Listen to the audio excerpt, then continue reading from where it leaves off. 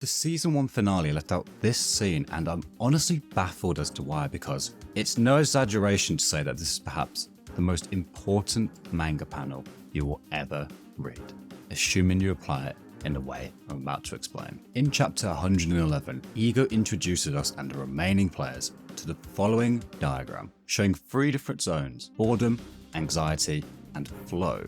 Ego says that to enter flow, you just need to attempt an objective at a suitable level of difficulty. When I first saw this, I could almost physically feel the gears in my head turn. I immediately started applying it, and it works. Exactly as Ego described, completely losing track of time in a state of enjoying the process. At the moment, I usually get home from work quite tired at about 9 PM, yet I've had multiple days where a quick hour on a video before bed turned into me still being up at 3 AM, still editing. So how does this happen? Where do we draw the lines to find this flow zone? This sounds a little confusing initially, but if you set your goal too low, it will be harder to achieve it. It's something I've mentioned in other videos because despite all we've been told about journey is more important than destination, if we're honest with ourselves, the reason we do a lot of these things is for the results. For instance, I love going to the gym, but if it wasn't for the cool results, looking bigger and getting stronger, then I probably wouldn't do it. And so that's where this boredom zone comes from. When the end goal isn't exciting, even if it's completely reachable, you won't reach it. Because why would you put in a load of work just to get some mediocre result that doesn't excite you? The fact that you think it's realistically achievable is exactly why you won't reach it. If you're not forced to change in order to reach it, you're not going to. You're not going to suddenly start working on it. You're going to carry on the way you are. So this bottom line here, where we exit boredom and start to enter flow, is where it first starts to scare and excite you. You think about trying to hit a number and you get uncomfortable. You want to back out of it, but then you think about actually hitting that number and it starts to excite you. For me, it's 30,000 subs.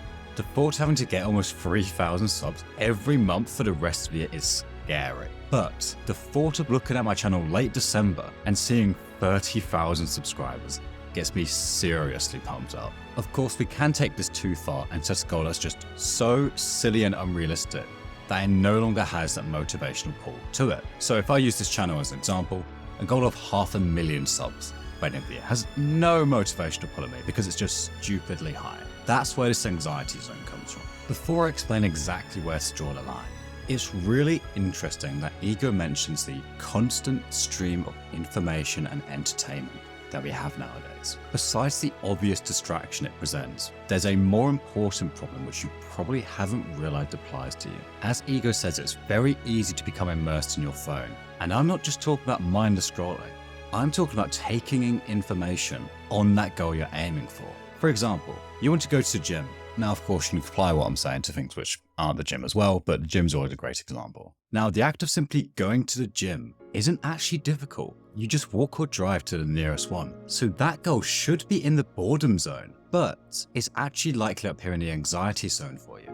And here's why. There's so much information out there nowadays, it's very overwhelming. And so you get all sorts of questions. What exercises should you be doing? How often should you be going? What should you be eating? You feel as though you need to know all of these things to start, which is very overwhelming and puts you in the anxiety zone, even though simply going to the gym isn't actually difficult. So how do you end up subduing that anxiety? Well, you start to learn about all these questions, but the problem with this is without even realizing it, your goal changed from going to the gym to learning about the gym. So once you've learned all the answers to these questions, you've achieved your new goal. So you won't end up going because your goal is no longer going to the gym. And this is something which has happened to me countless times and no doubt to you as well. And to make things even worse, there's no single answer for any of these questions. There's endless people giving you their thoughts on every topic imaginable. So the next time you get the urge to start going to the gym, you'll just look up different people's opinions rather than doing what you're supposed to do, which is just going to the nearest gym. Now, of course, you should get some idea of what to do before you go, but excessively looking up all this information makes you feel like you're making progress, even though you're not actually doing anything. And so this just puts you in an endless cycle which gets you nowhere. So how do you break this? You need to learn to be okay with simply starting something and being bad at it. This is something I used to really struggle with, and I'm going to come back to that point, but before that, where do we put this top line? It's where the number gets so high that it loses its pull on you. So starting from that bottom line you drew, where things first start to get a bit uncomfortable, gradually increase the number until it just seems too insane to reach within the time frame. But do remember that number should probably be quite a bit higher than you think it is. For me, anything above 50k within this first year just seems too high to have a motivational pull on me. So for me, halfway between 30k and 50k would be 40k subscribers. You'll get a number which excites and focuses you, that pushes you to do more than you currently are, and enjoy the process of doing so, while still being realistic and attainable. It's perfect, except that number still scares you, doesn't it? And I know why. It's because you're trying to do it too quickly. I want you to take a moment and be honest with yourself. You clicked on this video because you are hoping it would give you the secret tip you need to suddenly reach your goal, to suddenly put you in the right mindset to just do tons of work, be super focused, be super motivated, and reach that goal. But it doesn't work that way. It's going to take a long, long time. And that's probably not what you want to hear, but it's what you need to hear. You will reach the high level you're hoping for, but you need to face reality.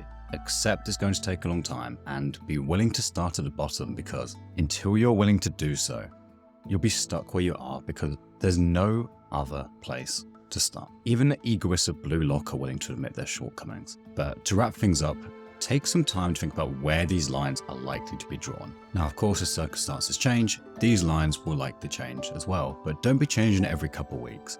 I wouldn't adjust them any more than 3 times per year, because if you keep adjusting them every time things speed up or slow down, it defeats the whole point of this.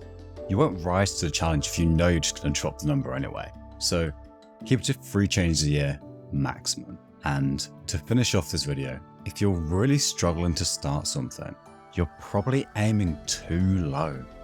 You can go much further than you currently think you can. Trust me, I've seen this multiple times with myself.